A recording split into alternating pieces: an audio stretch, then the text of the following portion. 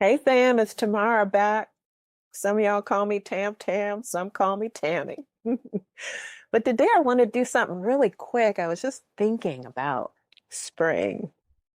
You know, in our hemisphere, it is a renewal. This is actually the beginning of the year. Yes. Spring cleaning isn't really about the house. I realized this today. I was moving things around. I was cleaning out closets. I was getting rid of stuff that I hadn't touched in years. And I thought, why is it so much easier to let go of things than it is to let go of thoughts? These things.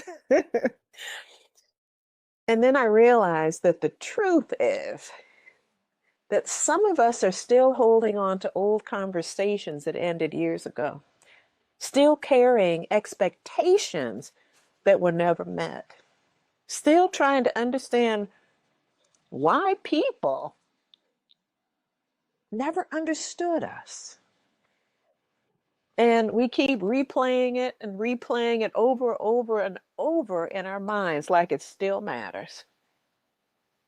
But you know that if we look around at spring right here and right now, we know that nature does not do that. Trees don't argue with the seasons. They don't hold on to dead leaves to prove a point. They release because they understand something that we forget. Because humans make life so complicated, right? That you can't grow and hold on at the same time. So this season, I made a different kind of decision. Not just to clean my space, y'all. Not just to clean the environment and the house and all of that, but to clear my mind, to release what no longer serves me. Not because it didn't matter, but because I do. My here, my now matters. And all that stuff in the past, all the trash, I don't need to go through the trash and examine it.